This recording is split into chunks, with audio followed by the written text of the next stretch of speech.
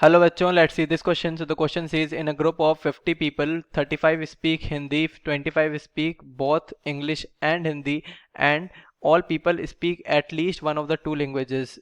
How many people speak only English and not Hindi? How many people speak English? So solving this question, we have been asked here.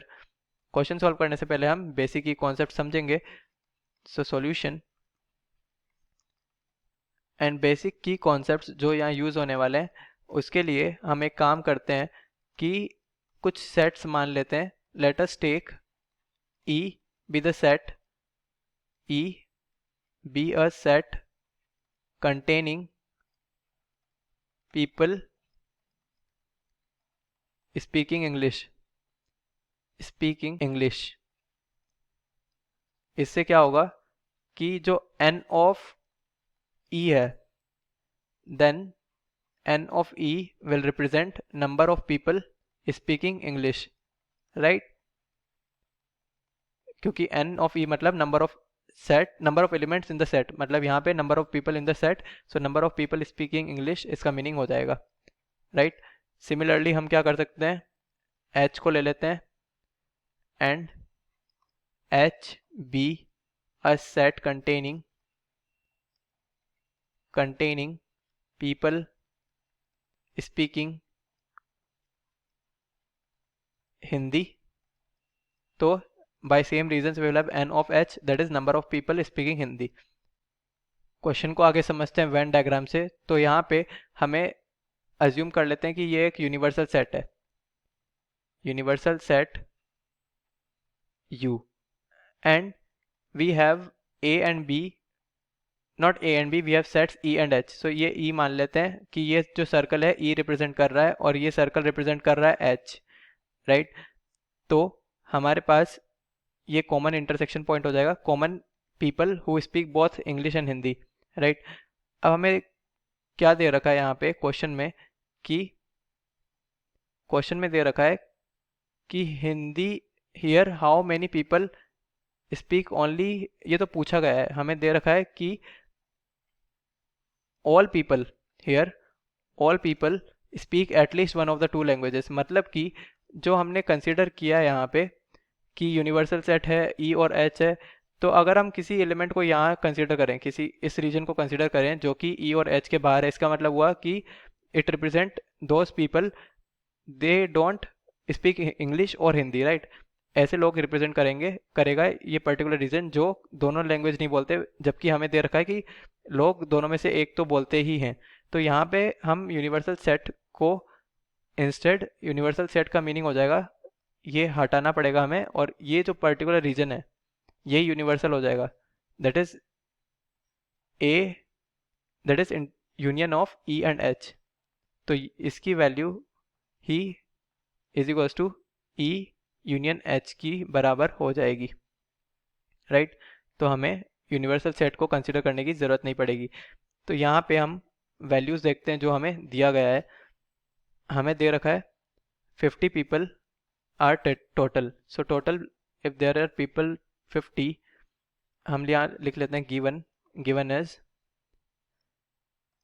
Total people that is 50. तो N of U या फिर N of A E union H, हमने discuss किया था ये, and that is equals to 50, that is total number of people. हमें दे रखा 35 स्पीक हिंदी, इसका मतलब we have N of H, that is this portion. अब इसमें जब तक इस तरीके से नहीं दे रखा कि people speaking Hindi but not English, जब तक हम इस पोर्शन को भी कंसिडर करेंगे. अगर हमें दे रखा है पीपल स्पीकिंग हिंदी, तो इसका मतलब हुआ हमें इसमें कॉमन पोर्शन भी इंक्लूडेड है, कॉमन पीपल भी इंक्लूडेड हैं जो दोनों लैंग्वेज बोल रहे हैं. एंड इसकी वैल्यू क्या दे रखी है, 35, right? Third value is 25 speak both English and Hindi, that is the common portion, right? तो यहाँ पे हम लिख सकते हैं N of H intersection E या ई इंटरसेक्शन एच, इस पोर्शन की बात कर रहे हैं, दैट इज इक्वल्स टू 25, जो कि दोनों लैंग्वेज बोल रहे हैं, राइट? अब हमें पूछा क्या गया है, and all people speak at least one language, ये हम कंसिडर कर चुके हैं. How many people speak only English and not Hindi, मतलब कि हम यहाँ लिख सकते हैं required first thing only English but not Hindi, मतलब ये पोर्शन हो गया, that is portion of English but not of Hindi, right. This portion is representing the required. So N of E minus H हम कैसे निकाल सकते हैं वो डिस्कस करेंगे. एंड सेकेंड थिंग रिक्वायर्ड है how many people speak English, मतलब N of ई.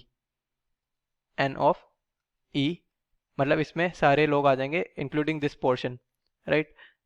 अब हमें अगर N of E minus H निकालना है, इसको हम दो तरीके से निकाल सकते हैं. One thing here, N of E minus H का मतलब हुआ ई के सारे एलिमेंट्स माइनस जो कॉमन एलिमेंट्स जो एच के साथ कॉमन है. तो कॉमन एलिमेंट्स हमें दे रखा है यहाँ पे, दैट इज 25, राइट. तो N of E minus N of common elements that is H intersection E, ये हमें आंसर दे देगा, राइट. बट हमारे पास एन ऑफ ई नहीं दे रखा यहाँ पे, एन ऑफ ई की वैल्यू नहीं है हमारे पास, एन ऑफ एच की वैल्यू है. तो इंस्टेड हम क्या कर सकते हैं, हम कंप्लीट वैल्यू ले सकते हैं N of U, that is complete area that we have seen minus we can subtract this Hindi part, right. हम ये कर सकते हैं और हमारे पास वैल्यू आ जाएगी N of E minus H. ऐसी वैल्यू क्यों आ रही है, क्योंकि हमारे पास एन ऑफ यू की ही value N of E union H की वैल्यू सेम है, that's why our answer comes from this part. अगर ये सेम नहीं होता और एक यूनिवर्सल सेट अलग होता तो यहाँ पे N of E union H include आता instead of N of U, that is N of universal set, right. तो इस फॉर्मूला को यूज करके हम N of E minus H find कर सकते हैं and then N of E minus H की वैल्यू पुट करके हम एन ऑफ ई की वैल्यू भी फाइंड कर सकते हैं इसी फॉर्मूला को यूज करके, right. So now here we have been given we have n of e minus h for the first part and that is equals to n of e minus n of h intersection e. So is equals to n of e minus n of h intersection e. Put कर देते हैं values. इसकी value तो है ही नहीं हमारे पास, ये तो हम सेकेंड पार्ट में फाइंड करने वाले हैं. ये n of u minus n of h के बराबर भी है. अब इसकी वैल्यू है हमारे पास, तो n of u है 35, यहाँ पुट कर देते हैं to avoid confusion. Sorry, n of u है 50, that is complete number of people, and n of h है 35, so this is equals to 15. तो हमारे पास वैल्यू आ गई n of e minus h की, that is people who speak English but not Hindi is 15. Conclude कर देते हैं. सो number of people speaking Hindi, not English, English but not Hindi is 15, right. This is the first part and second part is n of e. कैसे पता कर सकते हैं, इसी formula को यूज कर लेते हैं. तो हमारे पास आ जाएगा n of e is equals to n of e minus H plus n of h intersection e. हमने पता किया value n of e minus H का, that is 15. So 15 plus n of h intersection e, that is 35, not 35, 25. We have seen that common people are 25 who speak both the languages. So this is equals to 15 plus 25, that is 40. Therefore, or so number of people speaking English, तो English बोलने वाले लोग हो जाएंगे are 40. इसमें दोनों लोग आ जाते हैं जो कि इंग्लिश बोल रहे हैं या फिर दोनों लैंग्वेज बोल रहे हैं, right. So this is our final answer. We can highlight this. This is for the first part and this is for the second. So this is our final answer. Hope this is understood well. Best of luck and thank you.